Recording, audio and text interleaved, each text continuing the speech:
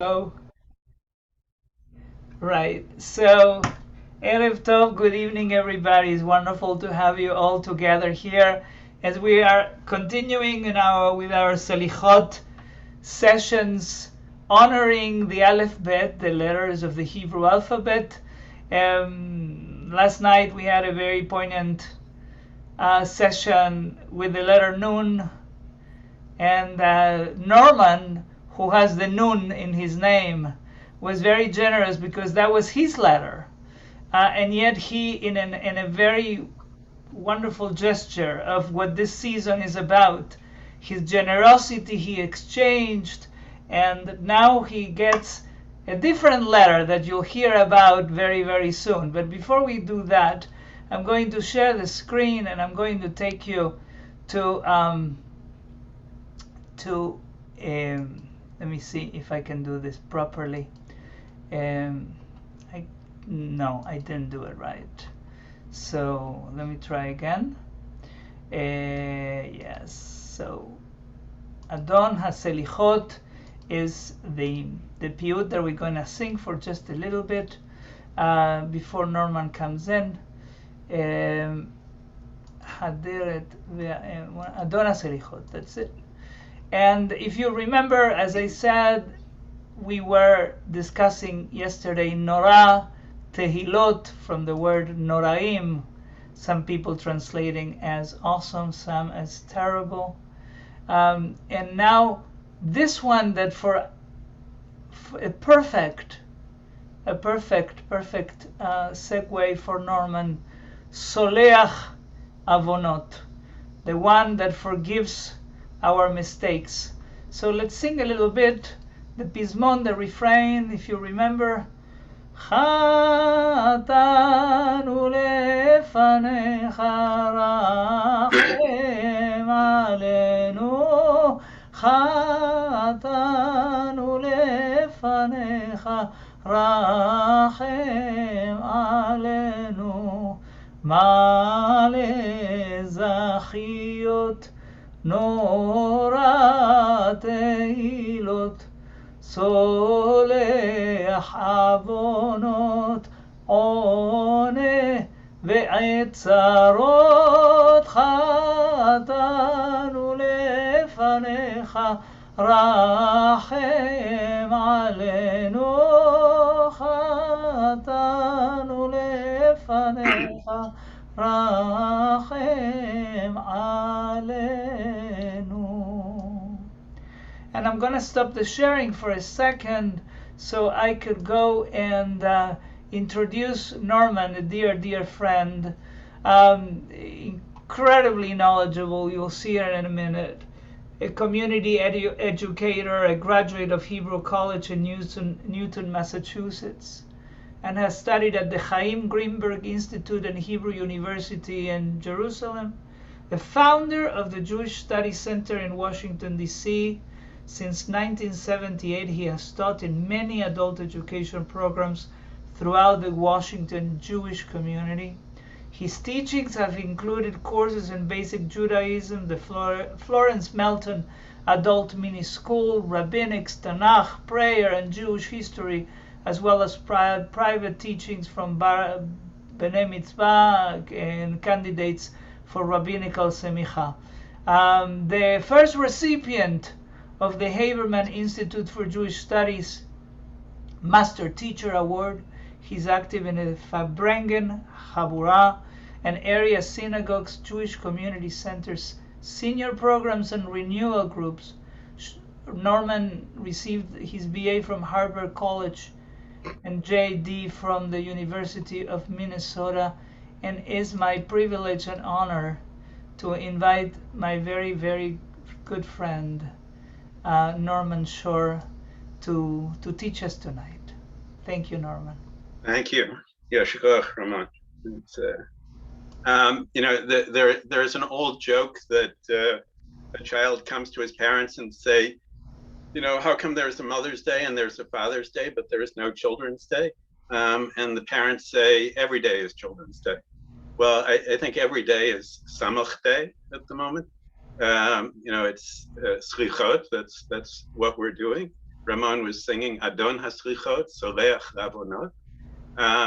So Samekh is sort of the letter of the season, and it's also sort of at the core of much of the liturgy for Yomim Noraim, for the high holidays.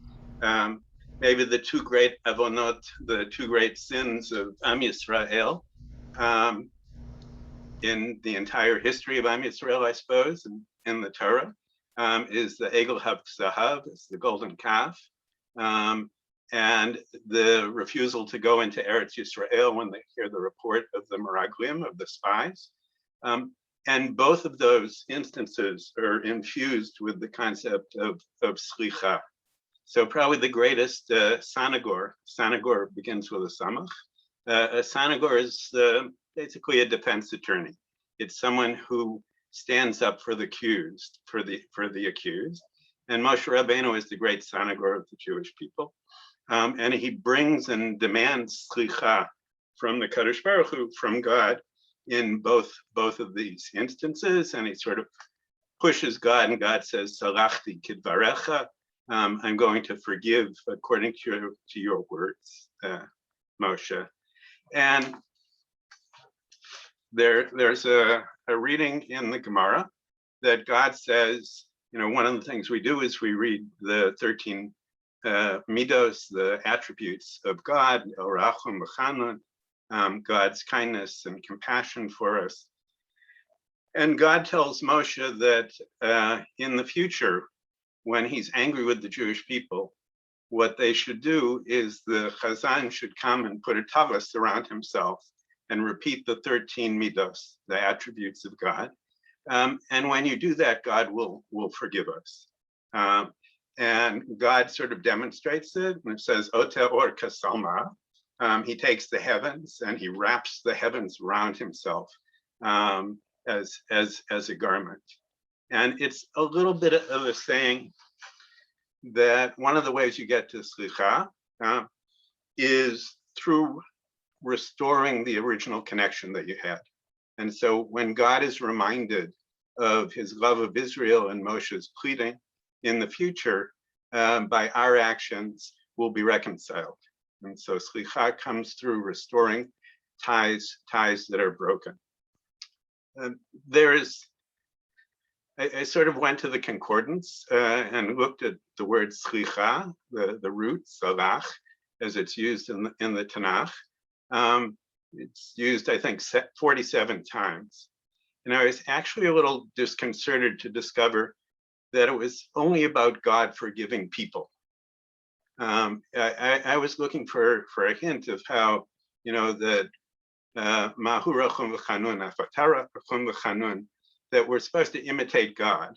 And I was sort of looking for the ways that we're supposed to learn to imitate God by practicing forgiveness.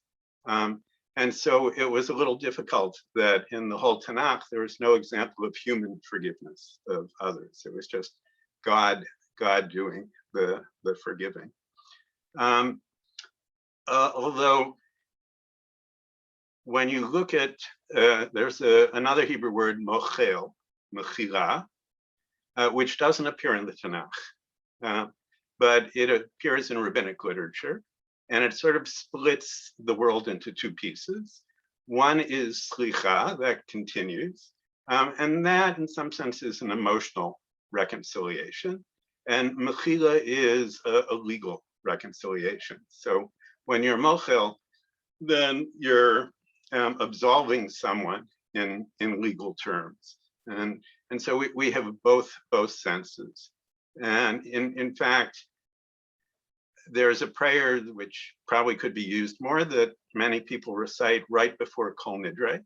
It's called Tefillah Zaka, which means a pure prayer.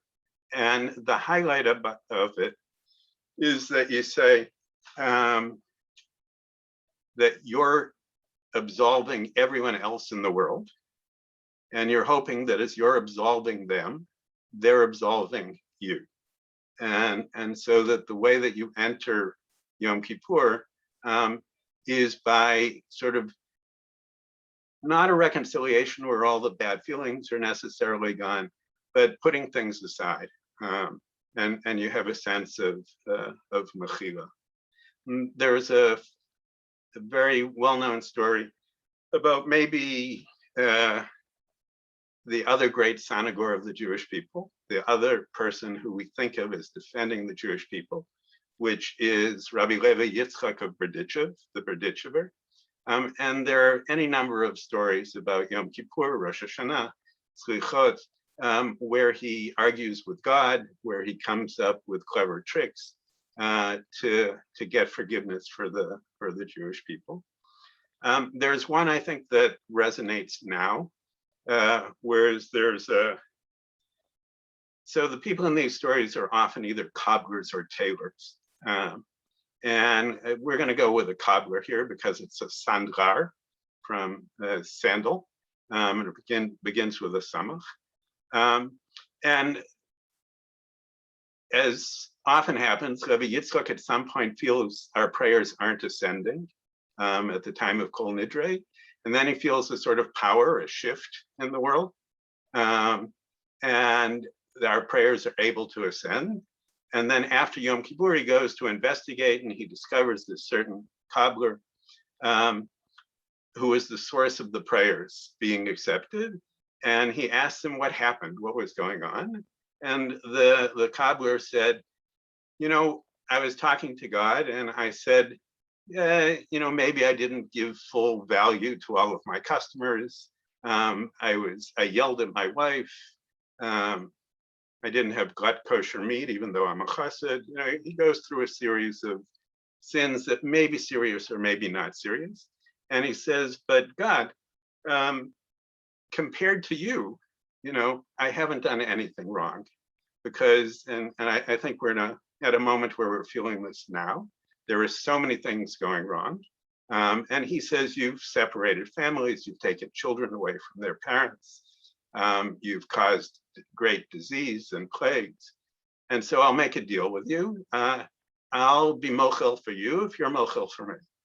I'll absolve you if you'll absolve me of my sins. And at that point, everyone's prayers were able to rise. But, and the Berditchever said, you fool,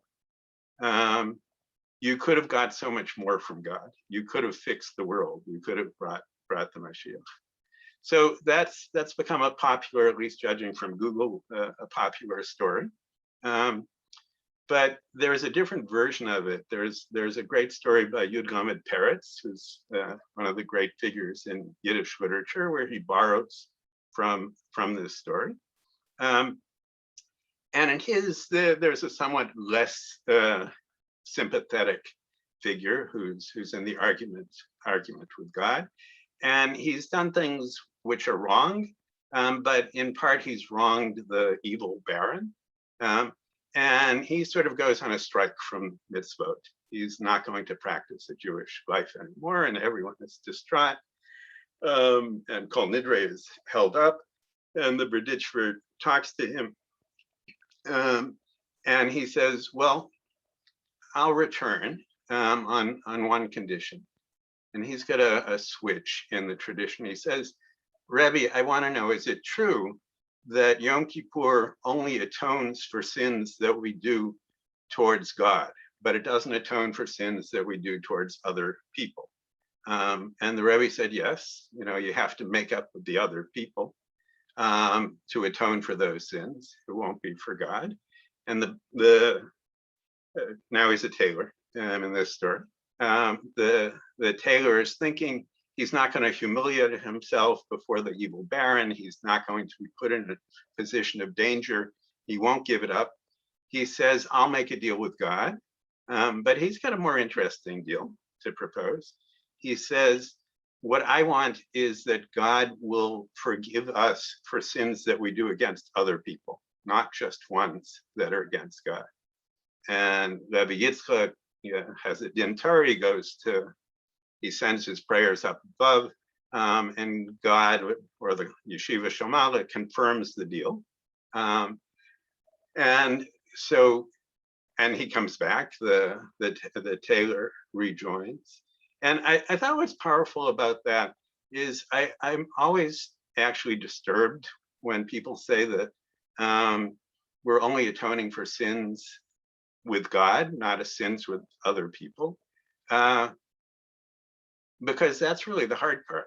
If you're going through all of this and you're not improving the relationships and the things that you've done wrong to other people, to yourself, it loses a lot of the point. So it's not that you can fix everything, but if you can't get atonement for the sins that you commit with other people, you really can't make much progress. So I had a lot of gratitude for the tailor in the story.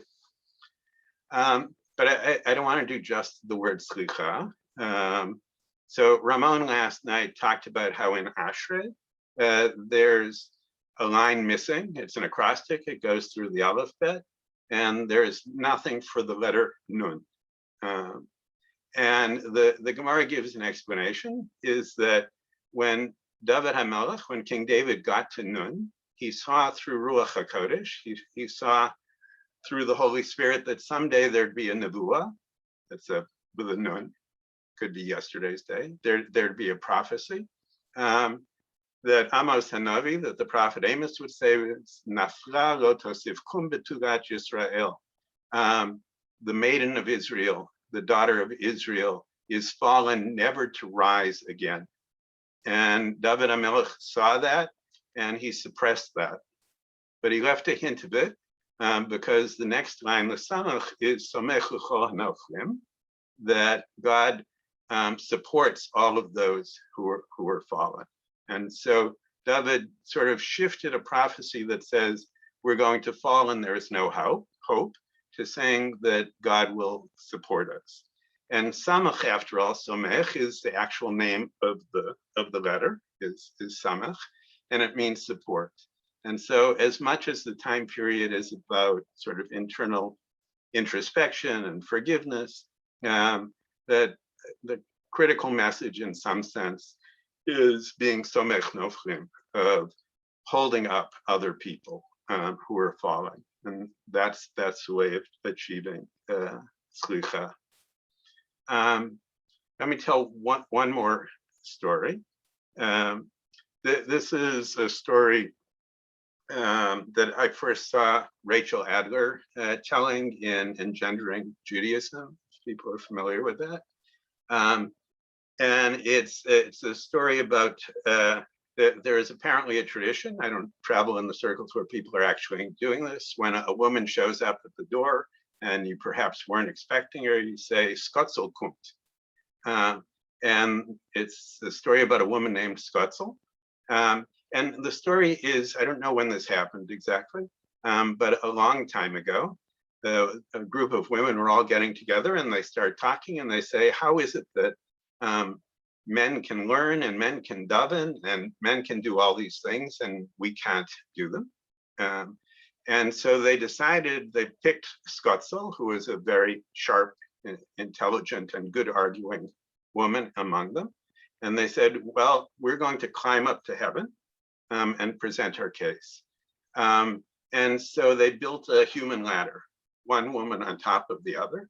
And Skotzel climbed up until she got to heaven, and she sort of lifted up her hands and was about to enter heaven when the ladder broke and all the women fell. But no one knew what happened to Skotzel. And so she's maybe made it into heaven and has spent the last 400 years arguing with God. Or maybe she fell down too, we don't know. And then when a woman shows up, you say, Skotzel kommt. Skotzel is coming. And so it's a story about falling, but it's a story for the potential for change. And it turns out that after several hundred years, Skotzel seems to be winning her arguments above. And the women are rebuilding the ladder with some help. And so we have women who are doing all these things, who are leading davening and becoming great lamdanot, becoming scholars. And so there is a sense of that Samekh Noflim as potential to change as much as Rosh Hashanah, Yom Kippur gives the potential for change. Let me, okay. One more thing just about piyutim. Samekh, actually, when you get to the Samekh in the piyut, a lot of times there's a sin there because it's the letter S. And so many piyutim don't have a Samekh, either because there are not enough words or because sin needed a place to go and you wanted it to be in a sort of rhyming spot. And one place we do that, for instance, is in El Adon. We say, Smechim b'tzeitam v'sasim b'boam, that the heavenly lights are rejoicing when they go out and enjoy when they come back in.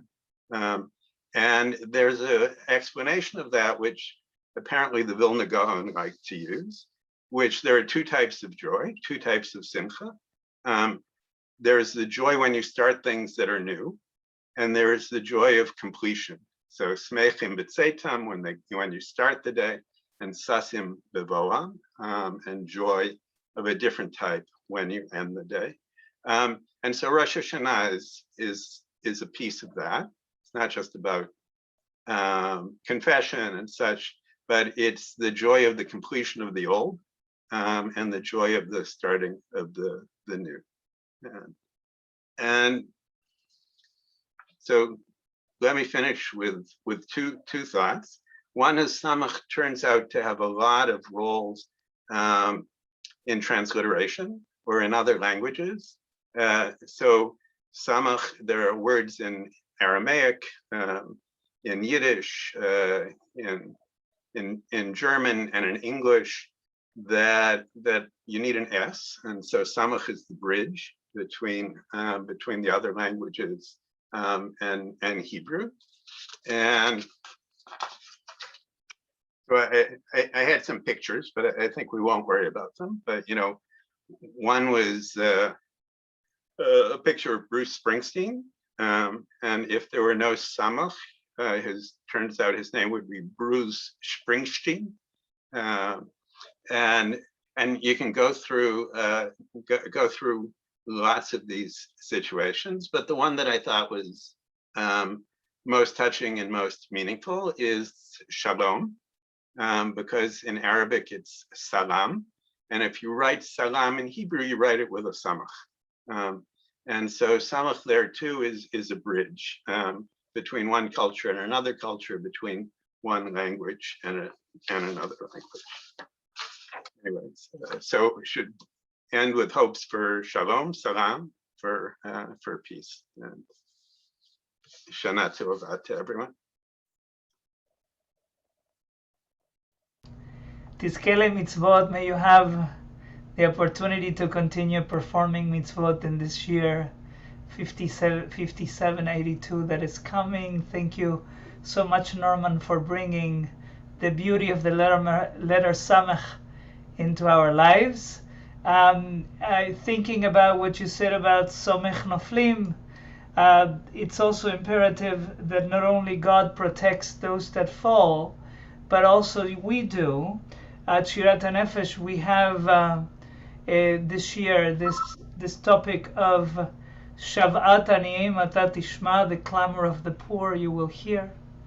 And we were in our working with institutions such as Jewish United for Justice and Ben the Ark, and last Motzai Shabbat, last Saturday night, we had Selihot services together with these institutions, and I'm putting on the chat here a link that you can see the many activities that they are actually holding at the moment. And I would like to especially call your attention to one that is definitely about Somech Noflim, about protecting those that are falling, and especially after the Supreme Court has blocked the moratorium for renters.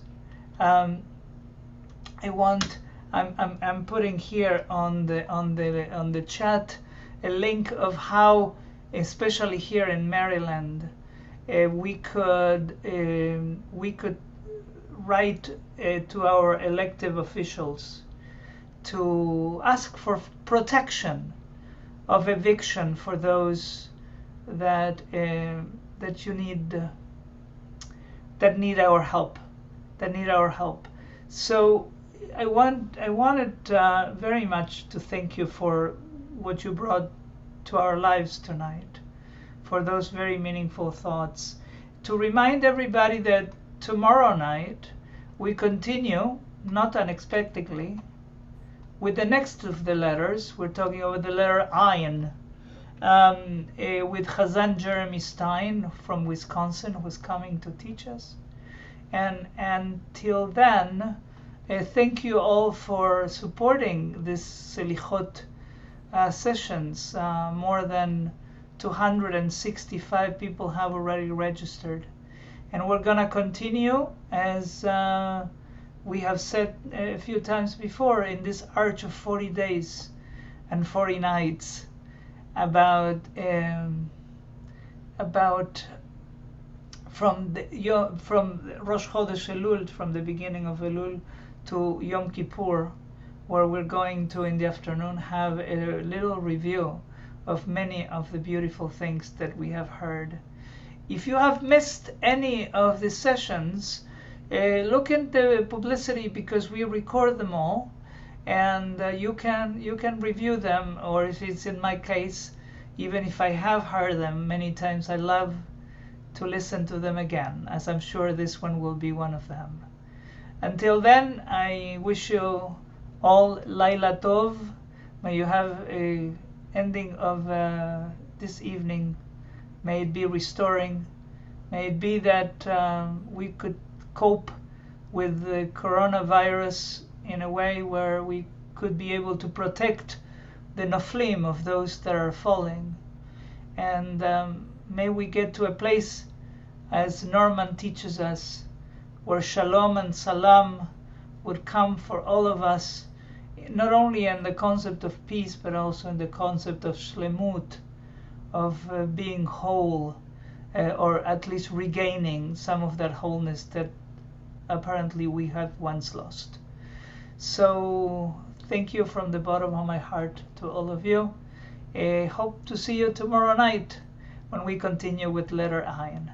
Until then, Laila Tov. Thank you so much. Oh. Bye bye.